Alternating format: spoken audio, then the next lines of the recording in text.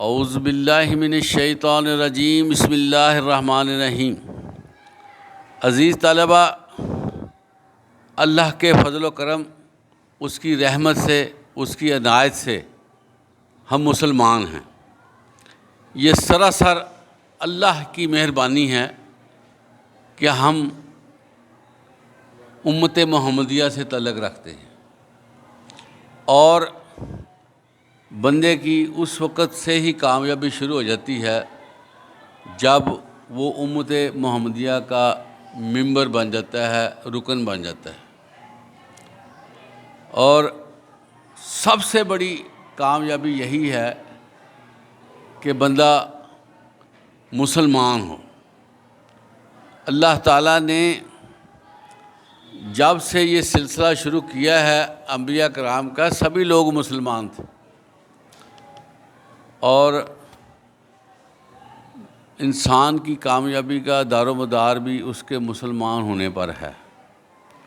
جو لوگ مسلمانیت چھوڑ کر کسی اور طرف نکلنے کی کوشش کریں گے، وہ خسارے کا سودا کریں گے۔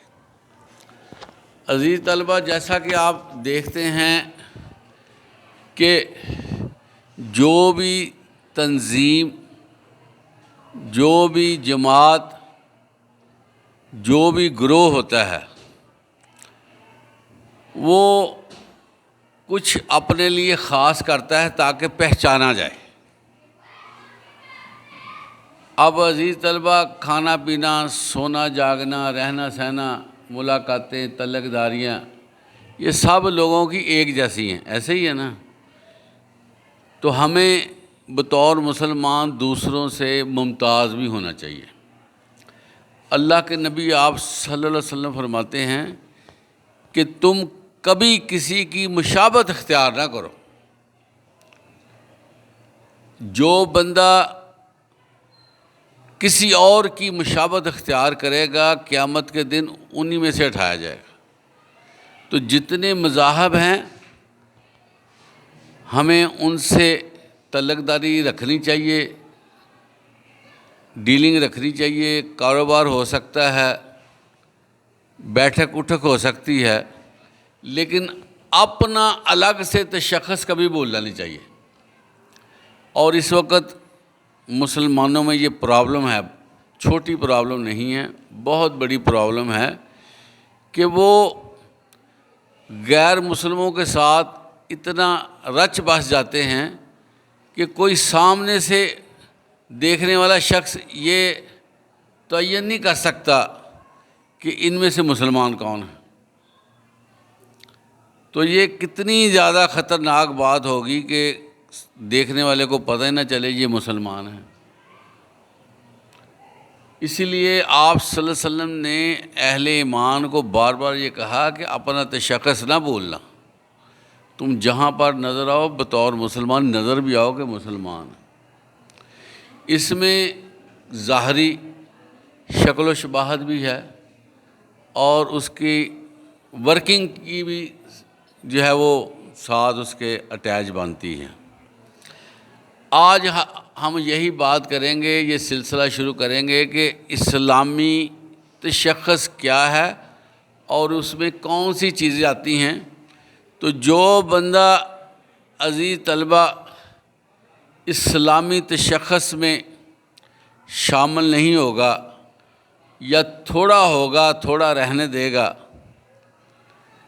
اس کی عاقبت جو ہے وہ لازمی ڈسٹرب ہو جائے گی، اور قیامت کے دن وہ خسارہ پانے والوں میں سے ہو جائے گا۔ تو سب سے پہلے ہمیں اپنا تشخص برقرار رکھنا چاہیے۔ یہ تشخص کیسے برقرار ہوگا، اس کے بارے میں حدیث آپ کے سامنے پیش کرتا ہوں۔ اسلام کی عمارت 5 ستونوں پر اٹھائی گئی ہے۔ اس بات کی شہادت دینا کہ اللہ کے سوا کوئی معبود نہیں ہے، حضرت محمد صلی اللہ علیہ وسلم اللہ کے بندے اور رسول ہیں۔ یہ بنیادی چیز ہے۔ اس کے بعد نماز قائم کرنا، روزہ رکھنا، زکوٰۃ دینا اور حج کرنا، یہ سارے ارکان اسلام ہیں اور اس پہ بلڈنگ کھڑی ہے۔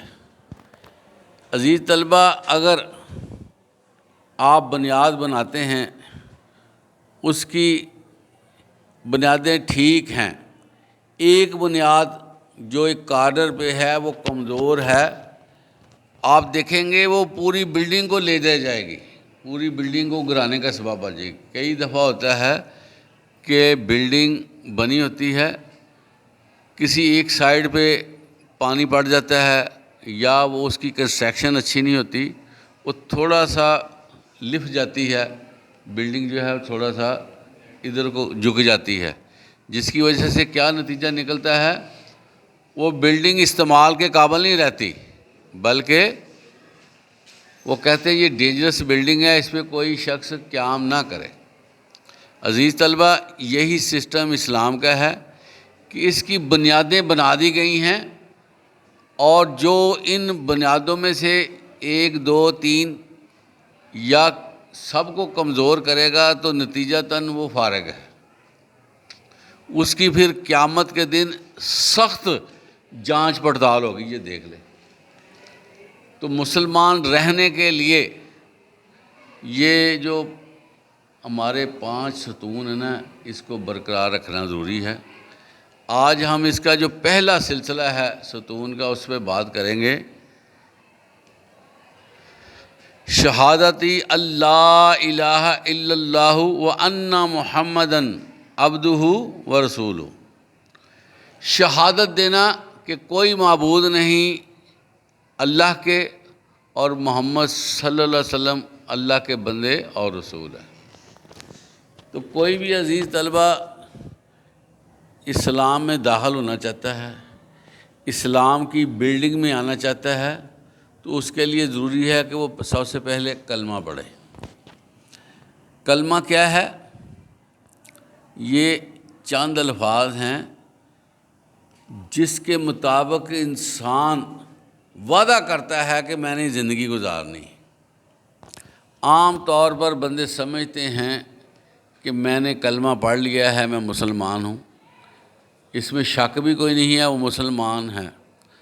لیکن ایک شہر کا دروازہ ہے، آپ اس کے دروازے کے اندر داخل ہو جائیں، بعد میں آپ شہر کے اندر نہ جائیں تو کیا آپ کامیاب ہو جائیں گے؟ صرف دروازے کے اندر داخل ہونے سے تو کامیابی نہیں ہے، شہر کے اندر جائیں اور اپنی زندگی کو وہاں پر ایڈجسٹ کریں گے تو پھر کہا جائے گا کہ آپ نے اس کا فائدہ اٹھایا۔ ہمارے ہاں لوگ کلمہ پڑھنے کے بعد سمجھتے ہیں کہ اب ہمارا کام ختم ہے، اب ہم بخشے بشائے ہیں، ہم نے کلمہ پڑھ لیا ہے، مسلمان ہو گئے ہیں، جنت جو ہے وہ ہمارے سامنے کھڑی ہے۔ تو عزیز طلبہ، کلمہ پڑھنے کا مطلب کیا ہے؟ سائن آف ایگریمنٹ، کہ آپ نے ایک ایگریمنٹ کر لیا ہے کہ یا باری تعالیٰ، میں تجھ ہی کو معبود سمجھتا ہوں اور تیرے آگے ہی جھکنے کا حلف دیتا ہوں، تجھ سے ہی مانگنے کی ہمیشہ بات کروں گا اور تجھ سے اپنی حاجات رکھوں گا۔ لا الہ الا اللہ کا مطلب عزیز طلبہ یہ بنتا ہے کہ میرے سارے معاملات دوسروں سے ختم ہو گئے۔ لا کا مطلب کیا ہے؟ میں کسی کے ساتھ ریلیٹڈ نہیں ہوں سوائے تیرے کے، یہ حلف ہے آپ کا۔ تو یہ حلف اٹھانے کے بعد ہماری ذمہ داریاں شروع ہو جاتی ہیں۔ ہم نے کیا کرنا ہے؟ ہم نے وہی کام کرنا ہے جو اللہ فرماتا ہے، ہم نے اسی کام سے باز آنا جس سے اللہ نے منع کیا ہے۔ یہ نہیں ہے کہ کلمہ پڑھ لیا ہے اور اللہ کو ہم نے سائڈ پہ رکھ لیا ہے، جو شیطانی کام ہیں، جو طاغوتی کام ہیں، جو منفی کام ہیں، وہ ہم نے چھوڑنے نہیں ہیں۔ تو یہ اللہ کے ساتھ کمٹمنٹ کی بھی خلاف ورزی ہے، یہ پتہ آپ کو؟ کلمہ پڑھنے کے بعد بندہ کہے کہ اب میں نے اپنی زندگی جینی ہے تو کمٹمنٹ کی خلاف ورزی ہے۔ عزیز طلبہ، ہم بائے برتھ مسلمان ہوئے ہیں، ہمیں کلمے کا پتہ نہیں ہے۔ پوچھیں ان سے جو بعد میں مسلمان ہوئے ہیں، جیسے یہ یورپ میں لوگ مسلمان ہوتے ہیں، خواتین مسلمان ہوتی ہیں، افریقہ میں ہیں، امریکہ میں ہیں، لوگ مسلمان جب ہوتے ہیں نا، پھر آپ ان کی پچھلی زندگی دیکھ لیں اور موجودہ زندگی دیکھ لیں، وہ انٹائرلی ڈیفرنٹ ہو جاتی ہے۔ وہ خوابوں میں چلی جاتی ہے زندگی جو پہلی اس نے گزاری، فوری طور پہ اپنی شیپ چینج ہوتی ہے ان کی، اور پھر ان کی ورکنگ چینج ہو جاتی ہے۔ ایک سکھ ڈرائیور وہ مسلمان ہوا، اس نے کہا کہ میں نے کلمہ پڑھا ہے، کلمہ پڑھنے سے پہلے میرے اندر اتنے عیب تھے کہ اس کو گنا نہیں جا سکتا، میری زندگی بے سرور تھی، کوئی زندگی میں چارمنگ نہیں تھی، جانوروں کی طرح کھانا پینا، جانوروں کی طرح سونا، کوئی زندگی کا ماٹو نہیں تھا۔ وہ بڑا خوش ہو رہا تھا، کہتا ہے میں مسلمان ہو گیا ہوں، میں نمازیں پڑھتا ہوں اور میرا دل ہر وقت ہلکا ہلکا رہتا ہے، مجھے اندر سے خوشی رہتی ہے، اور میری ورکنگ پہلے سے بہت بہتر ہو گئی، اور یہ جو ڈرنک وغیرہ کرتے ہیں وہ بھی مسلمان چھوڑ دیتا ہے، جس سے اس کے ہر وقت ہوش و حواس قائم رہتے ہیں۔ اور پھر یہ بھی ہے عزیز طلبہ، مسلمانوں کی صحت دوسرے لوگوں سے 1000 گنا بہتر ہے، ان کو پھیپھڑوں کے مسائل نہیں بنتے، ان کے گردے خراب نہیں ہوتے، ان کے دل جو ہے ڈسٹرب نہیں ہوتے ہیں، کیونکہ ان کا ایک شیڈول بن جاتا ہے، اس کے تحت انہوں نے زندگی گزارنی ہوتی ہے۔ ہمیشہ جو 2 نمبر چیزیں ہیں اس سے بندے کی طبیعت خراب ہوتی ہے، جیسے یہ ڈرنکنگ کرنا یا دوسری نشہ آور چیزوں کا استعمال کرنا، اور اسی طرح بد اخلاقی بے راہ روی اختیار کرنا، اس سے بندہ خراب ہوتا ہے، باقی چیزوں سے بندہ ڈسٹرب نہیں ہوتا۔ تو مسلمان تو ایسے ہیں کہ جو کلمہ پڑھ لیتے ہیں وہ تو خوش ہو جاتے ہیں کہ ہمارا ہر معاملہ صحیح ہو گیا، ہم علیشوں سے پاک ہو گئے۔ لیکن ہمارے ہاں دیکھنے میں آیا ہے کہ مسلمان ہونے کے باوجود وہ علیشیں ساتھ رکھی ہوئی ہیں، اور صرف نام کے ذریعے پتہ چلتا ہے کہ یہ مسلمان ہیں، اس کی ورکنگ دیکھ لیں تو غیر مسلم اور مسلم میں فرق نظر نہیں آتا۔ تو سب سے پہلا جو رکن ہے وہ توحید ہے، اور آپ صلی اللہ علیہ وسلم کی نبوت کا اقرار کرنا۔ عزیز طلبہ، اس سے پہلے بھی آپ کو بتایا گیا تھا کہ آپ صلی اللہ علیہ وسلم کی نبوت کا اقرار کرنے کے بغیر کسی بندے کا آخرت کو چھٹکارا نہیں ہونا۔ یہ لازم و ملزوم ہے کہ جب آپ صلی اللہ علیہ وسلم دنیا میں تشریف لے آئے، وَمَا أَرْسَلْنَاكَ إِلَّا رَحْمَةً لِّلْعَالَمِينَ، پوری دنیا کے لیے رحمت ہیں، اور جو بندہ آپ صلی اللہ علیہ وسلم کی رحمت سے مستفید ہوگا وہی آخرت میں کامیاب ہوگا۔ اور آپ صلی اللہ علیہ وسلم کی جو ہستی ہے وہ اللہ تعالیٰ نے اتنی اعلیٰ اور جامع بنائی ہے کہ صرف ایک شخصیت کو سامنے رکھ کر بندہ اپنی زندگی کو کامیاب کرنا چاہے تو اس کے لیے کوئی رکاوٹ نہیں ہوگی۔ اللہ نے آپ صلی اللہ علیہ وسلم کے بارے میں خود فرمایا، لَقَدْ كَانَ لَكُمْ فِي رَسُولِ اللَّهِ أُسْوَةٌ حَسَنَةٌ، کہ اے ایمان والو، بے شک البتہ تمہارے لیے آپ صلی اللہ علیہ وسلم کی زندگی بہترین نمونہ ہے۔ تو یہ چند حروف سے بندے کے اندر تبدیلی آتی۔ اب بندہ کہے میں مسلمان ہوں لیکن مجھے نبی کی سیرت کی ضرورت نہیں ہے، تو بتائیں وہ کیا مسلمان ہو؟ اس نے کلمہ لا الہ الا اللہ کا کیا؟ یہ کلمہ لا الہ الا اللہ اس وقت تک مؤثر نہیں ہوگا جب تک آپ صلی اللہ علیہ وسلم کی زندگی کو فالو نہ کیا جائے۔ آپ کو پتہ ہے قرآن مجید میں اللہ تعالیٰ نے فرمایا، وَمَن یُطِعِ الرَّسُولَ فَقَدْ أَطَاعَ اللَّهَ، جس نے میرے رسول کی اطاعت کی، فرما برداری کی، گویا اس نے اللہ کی اطاعت اور فرما برداری کی۔ اسی طرح قرآن مجید میں آتا ہے ان کنتم تحبون اللہ فاتبعونی یحببکم اللہ ویغفر لکم ذنوبکم، اگر تم چاہتے ہو کہ اللہ تم سے محبت کرے اور تمہارے گناہوں کو معاف کرے تو میری پیروی کرو۔ عزیز طلبہ، آپ صلی اللہ علیہ وسلم کی پیروی کے بغیر بندہ آخرت میں 0 پوائنٹ پہ کھڑا ہوگا، نہ اس کو شفاعت رسول صلی اللہ علیہ وسلم ملے گی، نہ ہی اللہ کی اس پہ نظر کرم ہوگی، کیونکہ اللہ تعالیٰ نے اپنی رضامندی اپنے نبی کے ساتھ جوائنٹ کی ہوئی ہے۔ اس لیے نبی کو فل پروٹوکول دینا، نبی کی باتیں سننا، نبی کی باتوں پہ عمل کرنا بہت ضروری ہے، اس کو معمولی نہ سمجھیں آپ۔ تو ہمارے ہاں سنت کو ویٹیج نہیں دیا جاتا، اور زندگی جو ہے ہم نے شتر بے مہار کی طرح چلائی ہوئی ہے، جبکہ عزیز طلبہ اگر آپ صحابہ کرام رضوان اللہ اجمعین کی زندگی دیکھیں تو آپ صلی اللہ علیہ وسلم کی ہر چیز کی وہ پیروی کرتے تھے، جس طرح آپ چلتے تھے اس طرح چلنے کی کوشش کی، جس طرح آپ لیٹتے تھے اس طرح لیٹنے کی کوشش کی، جس طرح آپ کا انداز تکلم تھا اس طرح کا انداز تکلم اپنانے کی کوشش کی، جو کچھ آپ نے فرمایا اس کو دل اور دماغ میں سما لیا، اور اتنا زیادہ سمایا کہ اللہ تعالیٰ نے اس پہ خوشی کا اظہار کر دیا، رضی اللہ تعالیٰ عنہ، اللہ تعالیٰ ان پہ خوش ہو گیا۔ یہ سارا کچھ نبی کی پیروی کرنے سے صحابہ کو ملا ہے، میں آپ کو بتاؤں، اور آپ صلی اللہ علیہ وسلم کی پیروی کرنے سے آپ دیکھیں کہ اللہ تعالیٰ نے کتنی فتوحات دی ہیں۔ آدھی دنیا حضرت عمر رضی اللہ تعالیٰ عنہ کے دور میں فتح ہو چکی تھی۔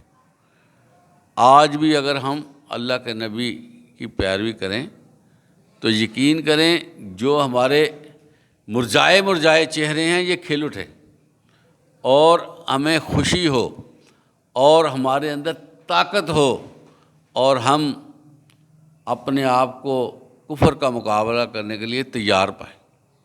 اس وقت عزیز طلبہ ہماری کیفیت ایسی ہے جیسے کوئی مردہ گھوڑا ہوتا ہے، وہ سانس بھی لیتا ہے لیکن ورکنگ کرنے کے قابل نہیں ہوتا، وہ بس ایسے ہی ہے جیسے سانس پورے کر رہا ہو۔ تو ہمارا معاملہ بھی ایسے ہی ہے، جب سے ہم نے کتاب اللہ اور آپ صلی اللہ علیہ وسلم کی سنت کو چھوڑا ہے، ہم مریل گھوڑے کی طرح ہو گئے ہیں، اور بالکل ہی ہمارے اندر جو حریت ہونی چاہیے ایمان کی وہ نظر نہیں آتی۔ اس کے نتیجے میں کیا ہوا آپ کو پتہ ہے؟ اس وقت شیطان ہم پہ حاوی ہے، شیطان نے اس طرح ہمیں انگیج کر دیا ہے کہ ہمیں جو اسلام کے معاملات ہے اس کے بارے میں صورت ہی نہیں رہی۔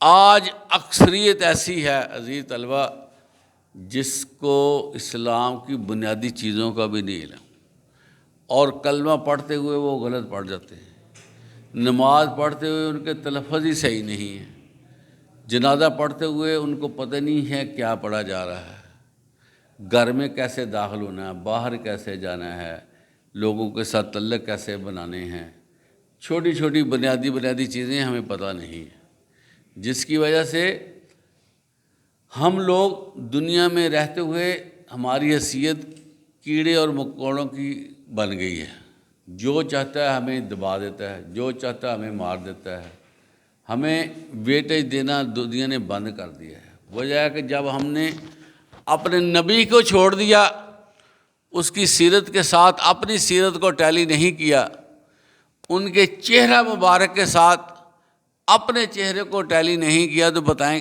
کیا ہوگا پھر؟ تو اس لیے بہت غور کرنے کی ضرورت ہے۔ ابھی تک ہم جو کلمہ شہادت ہے اس کی ریکوائرمنٹ پہ پورا نہیں اتر رہے، پھر آگے ہم کیا جائیں گے بتائیں؟ بنیادی کام ہے کلمہ شہادت لیکن وہ بھی ہمارا ادھورا چل رہا ہے، اس میں بھی ہم ایسے ہی لائٹ اپنے آپ کو رکھ رہے ہیں۔ تو عزیز طلبہ، مطالعہ کیجئے، غور و خوض کیجئے، آپ صلی اللہ علیہ وسلم کی زندگی کے مختلف پہلوؤں کو دیکھیے۔ دیکھیں یہ جو آپ صلی اللہ علیہ وسلم کی زندگی ہے نا، اس پہ ہزاروں کتابیں لکھی گئی ہیں، پتہ آپ کو؟ سیرت پر مبنی آپ جائیں نا کسی لائبریری میں، تو وہاں پر جو چھوٹی سے چھوٹی بھی لائبریری ہوگی، وہاں پر بھی درجنوں کتابیں سیرت پر مبنی ہیں۔ اور آپ صلی اللہ علیہ وسلم کی زندگی کو اللہ تعالیٰ نے اس طرح ترتیب دیا کہ ایک ایک چیز آپ کی محفوظ ہے۔ اس عرض کائنات میں کوئی شخصیت ایسی نہیں ہے جس کو حرف بحرف نوٹ کیا گیا۔ آپ صلی اللہ علیہ وسلم کی زندگی کا ایک ایک پہلو صحابہ نے نوٹ کیا، اور اتنی عقیدت رکھی کہ اگر آپ وضو بھی کرتے ہیں تو اس کا پانی بھی اپنے جسم پہ لگانا بڑا اس کو اعزاز سمجھتے۔ اگر آپ کا ایک بال گر گیا، بال وہ بھی اپنے پاس سنبھال کے رکھ لیا، حتیٰ کہ آپ کی جوتی کے ساتھ جو مٹی لگتی تھی وہ بھی اللہ نے مبارک کی ہے، یہ پتہ آپ کو؟ آپ کا جو پسینہ ہے اس جیسی کستوری کی خوشبو بھی نہیں۔ تو یہ اللہ نے اپنے نبی کو جو ہے وہ اتنا پروٹوکول دیا ہے، اور ہم پرواہ ہی نہ کریں کہ یہ ہمارے نبی ہیں، ہم اپنے طور پہ لگے رہیں، تو آپ بتائیں پھر کیا ہوگا ہمارا؟ پھر جس طرح کا ہمارا دماغ ہے نا، کیونکہ اللہ تعالیٰ کا ایک فیصلہ ذرا سن لیں کہ اللہ تعالیٰ بندے کی جو وش ہے اس پہ چلتا ہے، بندے کی جو سوچ ہے اس پہ چلتا ہے۔ جس طرح بندہ چاہے گا اللہ نے اس کے لیے ویسے ہی ہو جانا ہے۔ بندہ نبی کی چاہت رکھے گا، اللہ بھی اس کی چاہت رکھے گا۔ بندہ دین کو پروٹوکول دے گا، اللہ بھی اس کو پروٹوکول دے گا۔ اس لیے کوشش کریں کلمہ شہادت کو سمجھنے کی، اور اس کے اندر جو میسج پنہاں ہے، ہڈن میسج ہے، اس کو دیکھیں اور اپنی زندگیوں کو پیارا بنائیں، خوبصورت بنائیں، تاکہ ہم یہاں بھی کامیاب ہو سکیں اور آخرت میں بھی آپ صلی اللہ علیہ وسلم کی ہمیں شفاعت نصیب ہو۔ وآخر دعوانا الحمدللہ رب العالمین۔